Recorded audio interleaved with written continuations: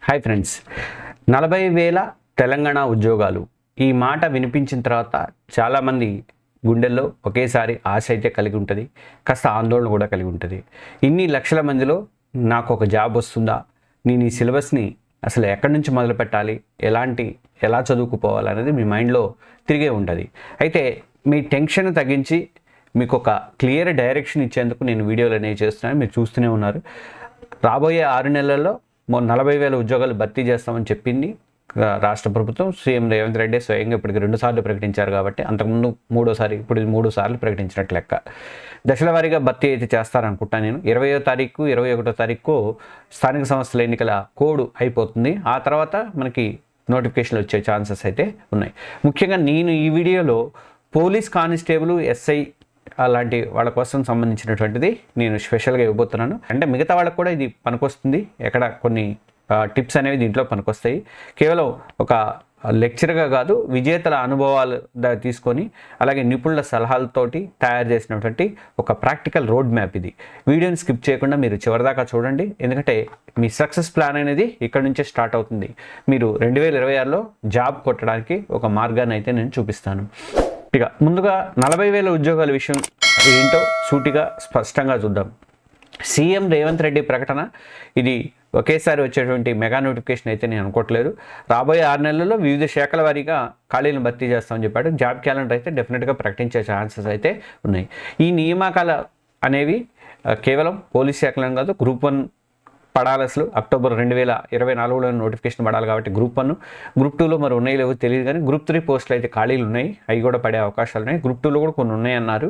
ఈ కింద వివిధ ప్రభుత్వ శాఖలతో పాటు విద్య, వైద్య రంగాల్లో కూడా జాబ్స్ అయితే ఉన్నాయి. అయితే మనలో చాలామంది కాకి డ్రెస్ వేసుకోవాలని కలలుగంటుంటారు, యూనిఫామ్ వేసుకోవాలని చెప్పేసి కలలుగంటుంటారు. అంటే క్రమశిక్షణ కానీ, గౌరవం కానీ, సమాజ సేవ కానీ, ఈ 3 ఇచ్చే పోలీస్ జాబ్కి ఉండే క్రేజ్ వేరు.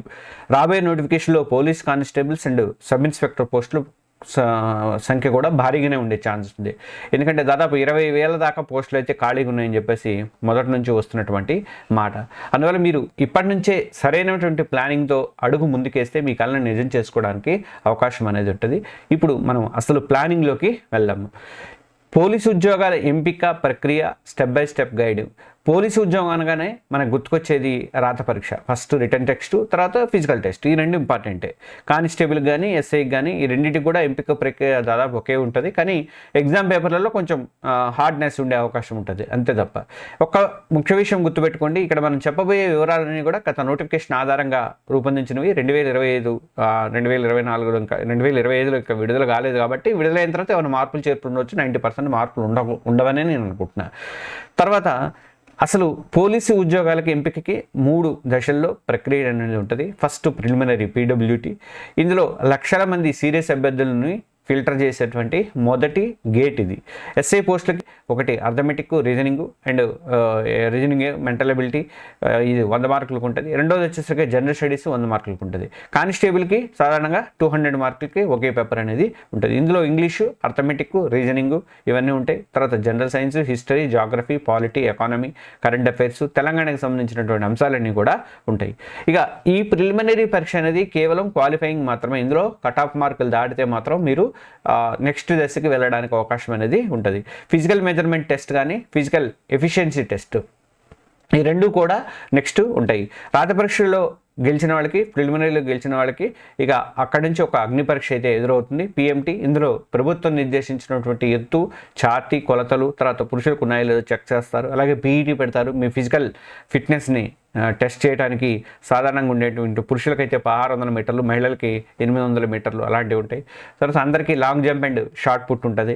ఈ ఈవెంట్స్లో మీరు క్వాలిఫై అవ్వడం అయితే కంపల్సరీ. కొన్ని పోస్టులకి ఈవెంట్స్లో పెర్ఫార్మెన్స్ ఆధారంగా మార్కులు అయితే ఇస్తారు. అవి మీ ఫైనల్ ర్యాంకింగ్ కూడా ప్రభావితం చూపించే అవకాశాలు అయితే ఉన్నాయి. ఇక ఫైనల్ రాత పరీక్ష. ఫైనల్ రాత పరీక్షకు వచ్చేసరికి ఫిజికల్ టెస్ట్లో కూడా మీరు పాస్ అయిన వారికి ఇది ఫైనల్ బ్యాటిల్ అన్నట్టు. ఈ ర్యాంక్ని, మీ పోస్ట్ని నిర్ణయించేది ఈ పరీక్ష. ఎస్ఐ పోస్టులకి గత నోటిఫికేషన్ ప్రకారం 4 పేపర్లు అయితే ఉంటాయి. ఇంగ్లీష్ ఒకటి, తర్వాత తెలుగు ఉర్దూలో ఒకటి, అలాగే అర్థమెటిక్, రీజనింగ్, జనరల్ స్టడీస్.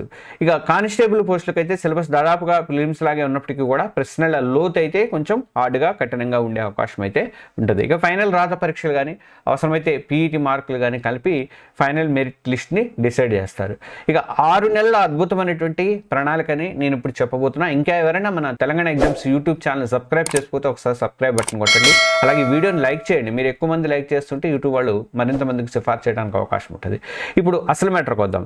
ఒక్క ప్లాన్ అని నేను ఎందుకన్నానంటే అది ఇప్పుడు మీకు తెలుస్తుంది. సిలబస్ పెద్దదే కావచ్చు, కానీ దాన్ని ఎలా డీల్ చేయాలనేది తెలిస్తే మాత్రం సక్సెస్ చాలా ఈజీగా ఉంటుంది. 6 నెలల ప్లాన్ని డిసిప్లిన్తో ఫాలో అయితే మీ ప్రిపరేషన్ ఒక ట్రాక్లో మారిపోతుంది. మీ లైఫ్ 2026లో మారిపోతుంది.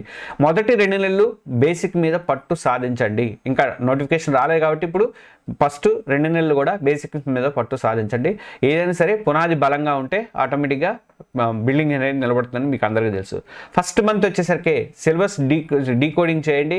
ముందుగా ఎస్ఐ కానిస్టేబుల్ సిలబస్ కాపీలను డౌన్లోడ్ చేసుకొని ప్రతి టాపిక్ని కూడా అర్థం చేసుకోవడానికి ప్రయత్నం అయితే చేయండి. అలాగే స్కూల్ పుస్తకాలు మాత్రం 6th to 10th క్లాస్ వరకు ఉన్నటువంటి సోషల్, సైన్స్ పుస్తకాలు అయితే తిరగండి. తెలంగాణ చరిత్ర, జాగ్రఫీ, పాలిటీ బేసిక్స్ అనేవి చాలా ముఖ్యం అనమాట. ఈ ఇంగ్లీష్ మీడియం వాళ్ళు ఎవరైనా ఉంటే ఇంగ్లీష్ మీడియం ఎన్సీఆర్టీ బుక్స్ ఉన్నాయి. ఆ బుక్స్ నేను ఒకసారి పరిచయం చేస్తాను, నెక్స్ట్ వీడియోలో పరిచయం చేస్తాను. ఆ బుక్స్ మాత్రం కొనుక్కోండి, చాలా బాగుంటాయి. ఏ ఎగ్జామ్ కొట్టినా కూడా ఏ ఎగ్జామ్ ప్రిపేర్ అవుతున్నా కూడా చాలా మంచి పుస్తకాలు అవి నేను చెప్తాను. ఇక అర్థమెటిక్, రీజనింగ్ బేసిక్స్, శాతాలు కానీ, నిష్పత్తులు కానీ, సరాసరి, కాలము, పని, ఇట్లాంటివన్నీ కూడా ఫండమెంటల్స్ మీద గ్రిప్ తెచ్చుకోండి. ఆర్ఎస్ అగర్వాల్ బుక్ అయితే బాగా తరోగా రావాలి. ఆ బుక్ నుంచి బేసిక్ లెవెల్ ప్రాబ్లమ్స్ అన్నీ కూడా సాల్వ్ చేయండి. 2వ నెల వచ్చేసరికి సరైనటువంటి పుస్తకాల ఎంపిక. ప్రతి సబ్జెక్టు ఒకే ఒక మంచి స్టాండర్డ్ పుస్తకం సెలెక్ట్ చేసుకోండి. ఒక్క సబ్జెక్ట్కి 10 పుస్తకాలు కొనుక్కొని కన్ఫ్యూజ్ అవ్వద్దు. 10 పుస్తకాల మీద చదివే బదులు ఒక్క పుస్తకం మీదే గట్టిగా కాన్సన్ట్రేషన్ చేసి చదవటం అనేది చాలా బెటర్ అనమాట. చాలామంది ఏంటంటే దీనికి వచ్చేసరికి టాపర్స్ ఏం చెప్తారంటే పాలిటీకి అయితే కృష్ణారెడ్డి లేదంటే లక్ష్మీకాంత్ బుక్లు చెప్తారు, హిస్టరీకి ఏమో కరీం సార్ బుక్లు చెప్తారు, అట్లా కొన్ని చెప్తారు. అవి ఫాలో అవ్వండి. నేను బుక్స్కి సంబంధించి కూడా విడిగా ఇస్తాను. కరెంట్ అఫైర్స్ వచ్చేసరికి రోజు ఒక తెలుగు, ఇంగ్లీష్ దినపత్రికలు అయితే న్యూస్ పేపర్స్ అవడం అలవాటు చేసుకోండి. ఇంపార్టెంట్ పాయింట్స్ ఏ రోజుకి ఆ రోజు నోట్స్ అయితే రాసుకోవడం కంపల్సరీ. ఏదైనా ఒక మంచి మ్యాగజైన్ కొనుక్కోండి, విజేతాను, షైన్ ఇండియా, వివేక్ బుక్, అవి కొనుక్కోండి, ఫాలో అవ్వండి, సరిపోతుంది. 3rd and 4th మంత్స్కి వచ్చేసరికి మీరు సబ్జెక్టుల మీద ఆధిపత్యం అనేది సంపాదించాలి. ఇక్కడ నుంచి మీ ఆటలు అనేది మొదలవుతుంది. 3వ నెల వచ్చేసరికి కోర్ సబ్జెక్టులు అంటే హిస్టరీ, పాలిటీ, జాగ్రఫీ లాంటి మెయిన్ సబ్జెక్టుల మీద ఫోకస్ చేయండి. రోజుకి ఒక సబ్జెక్ట్కి కనీసం 3 నుంచి 4 గంటలు కేటాయించండి. తర్వాత అర్థమెటిక్ అండ్ రీజనింగ్, దీనికి ప్రాక్టీస్కి కనీసం 2 గంటల ప్రాక్టీస్ అయితే తప్పనిసరి. గుర్తుపెట్టుకోండి, ర్యాంక్ని డిసైడ్ చేసేది కూడా ఇదే. దీన్ని మ్యాక్సిమం ఉదయం పూట చదవడానికే ఫస్ట్ పొద్దున్నే లేచిన తర్వాత ఒక 2 గంటలు దీనికి కేటాయించండి, బాగుంటుంది. ఇక 4వ నెల జనరల్ సైన్స్ అండ్ ఎకానమీ, ఈ సబ్జెక్టులు మొదలుపెట్టండి. సైన్స్లో బయాలజీకి, ఎకానమీలో బడ్జెట్, ఎకానమికల్ సర్వే కానీ, ప్రభుత్వ స్కీములు కానీ, వీటన్నిటికీ ఎక్కువ ఇంపార్టెన్స్ అనేది ఇవ్వండి. ఇక తెలంగాణ ఉద్యమం, ఇది మోస్ట్ ఇంపార్టెంట్ సెక్షన్. దీనికోసం స్పెషల్ పుస్తకాలు తీసుకొని ప్రతి పాయింట్లో కూడా లోతుగా ప్రాక్టీస్ అనేది చేయండి, చదవండి. 5వ నెల అంతా కూడా రివిజను, వీక్నెస్ అనాలిసిస్ మీద ఉండాలి. చదివింది గుర్తుండాలంటే రివిజన్ ఒకటే మార్గము. మొదటి 15 రోజులు మీరు ఇప్పటివరకు చదివినటువంటి సబ్జెక్టులు అన్నీ కూడా ఒక ప్లాన్ ప్రకారం ఫాస్ట్ రివిజన్ చేసుకోండి. మీ షార్ట్ నోట్స్ను ఒక్కోసారి చూసుకొని అంటే మీకు హెల్ప్ అవుతుంది. తర్వాత 15 రోజులు పాత ప్రశ్న పత్రాలు, ప్రీవియస్ పేపర్ చదవండి. అట్లా ఏ టాపిక్స్ నుంచి ఎక్కువ ప్రశ్నలు వస్తున్నాయని అనలైజ్ చేయండి. మీకు కష్టంగా అనిపించే టాపిక్ మీద ఎక్కువ టైం స్పెండ్ చేసి వాటిని మీ బలంగా మార్చుకోండి. ఇక 6వ నెల అంతా కూడా మాక్ టెస్ట్లు, ఫైనల్ టచ్.